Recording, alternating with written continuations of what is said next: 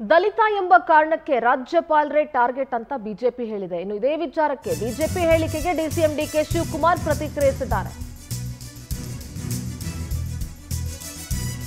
ನೋಡಿ, ದಲಿತ ಅನ್ನೋ ಕಾರಣಕ್ಕೆ ರಾಜ್ಯಪಾಲರನ್ನ ಟಾರ್ಗೆಟ್ ಮಾಡ್ತಾ ಇದ್ದಾರೆ ಅಂತ ಬಿಜೆಪಿ ಹೇಳುತ್ತೆ. ಆ ಮಾತಿಗೆ ಡಿಕೆಶಿ ಉತ್ತರಿಸ್ತಾರೆ, ಗೆಹ್ಲೋಟ್ರನ್ನ ಆ ಹುದ್ದೆಯಲ್ಲಿ ಕೂರಿಸಿರೋದು ಸಂವಿಧಾನವೇ ಹೊರತು ಅವರ ಜಾತಿ ಅಲ್ಲ. ಬಿಜೆಪಿಯವರು ಅನಗತ್ಯ ವಿವಾದ ಮಾಡ್ತಾ ಇದ್ದಾರೆ ಅಂತ ಡಿಕೆ ಶಿವಕುಮಾರ್ ಹೇಳಿದ್ದಾರೆ. ಮೂಡಾ ಪ್ರಕರಣ ವಿಚಾರವಾಗಿಯೂ ಕೂಡ ಡಿಸಿಎಂ ಪ್ರತಿಕ್ರಿಯಿಸಿದ್ದಾರೆ. ಮೂಡಾ ಕೇಸಲ್ಲಿ ಸತ್ಯಕ್ಕೆ ಜಯ ಸಿಗುತ್ತೆ, ಸಿಎಂ ತಪ್ಪು ಮಾಡಿಲ್ಲ. ಸಿಎಂ ಸಿದ್ದರಾಮಯ್ಯ ಯಾವುದೇ ಕಾರಣಕ್ಕೂ ಹೆದರಿಲ್ಲ ಅಂತ ಡಿಕೆ ಶಿವಕುಮಾರ್ ಹೇಳಿದ್ದಾರೆ. ಹೆದರಿಕೆ ಅನ್ನೋದು ಸಿಎಂ ರಕ್ತದಲ್ಲೇ ಇಲ್ಲ ಅಂತ ಡಿಕೆಶಿ ಹೇಳಿದ್ದಾರೆ. ಸಿಎಂಗೆ ಹೈಕಮಾಂಡ್ ನಿಂದ ಎಲ್ಲರ ಬೆಂಬಲ ಇದೆ. ರಾಜ್ಯದಲ್ಲಿ 10 ವರ್ಷ ನಮ್ಮದೇ ಸರ್ಕಾರ ಸುಭದ್ರವಾಗಿರುತ್ತೆ ಅಂತ ಹೇಳಿ. ಬಿಜೆಪಿಯವರು ಅದ್ ಏನ್ ಮಾತನಾಡ್ತಾರೋ ನನಗೆ ಅರ್ಥ ಆಗೋದಿಲ್ಲ. ಜಾತಿಗಳನ್ನ ಯಾಕೆ ಎಲ್ಲಾ ವಿಚಾರದಲ್ಲೂ ಯಾವುದೇ ಪಕ್ಷದವರಾಗ್ಲಿ ತಗೊಂಡು ಬರ್ತಾರೋ ಗೊತ್ತಿಲ್ಲ. ಎಸ್, ಹಾಗಾದ್ರೆ ಡಿಸಿಎಂ ಏನ್ ಮಾತನಾಡಿದ್ದಾರೆ ಕೇಳಿಸ್ಕೊಳ್ಳೋಣ. ಇವರೋಗಿ ಇಲ್ಲಿ ಎಲ್ಲಿ ನ್ಯಾಯ ಇದೆ, ನ್ಯಾಯಕ್ಕೆ ಜಯ ಇದೆ.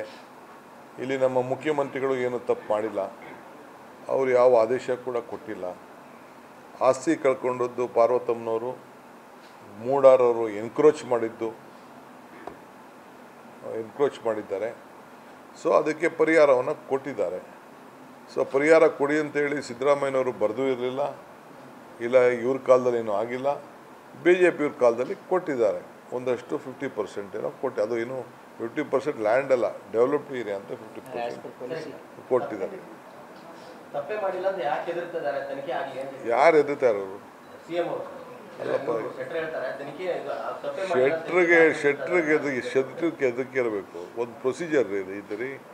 ತನಿಖೆ ಚೀಫ್ ಮಿನಿಸ್ಟ್ರೇ ತನಿಖೆಗೆ ಆದೇಶ ಮಾಡಿದ್ದಾರೆ, IAS ಆಫೀಸರ್ಸು ಮಾಡಿದ್ದಾರೆ, ಕಮಿಷನ್ ಮುಂದೆನೂ ಆದೇಶ ಕೊಟ್ಟಿದ್ದಾರೆ. ಇವರೋಗಿ ಇಲ್ಲೇನೇನು ಹೇಳ್ತಾರೆ ಅದನ್ನೆಲ್ಲ ಹೋಗಿ ಅಲ್ಲಿ ಕೊಡಲಿ ಕಮಿಷನ್ ಮುಂದೆ. ಯಾರು ಬೇಡ ಅಂತ ಹೇಳ್ತಾರೆ? ಚೀಫ್ ಮಿನಿಸ್ಟ್ರ್ ಯಾವತ್ತೂ ಎದುರುವಂಥ ಸಂದರ್ಭ ಇಲ್ಲ ರೀ. ಅವ್ರ ಬ್ಲಡ್ಡು ಇಲ್ಲ, 40 ವರ್ಷ ಹೋರಾಟ ಮಾಡಿದ್ದಾರೆ, ಮುಂದುವರ್ಸ್ಕೊಂಡು ಹೋಗ್ತಾರೆ.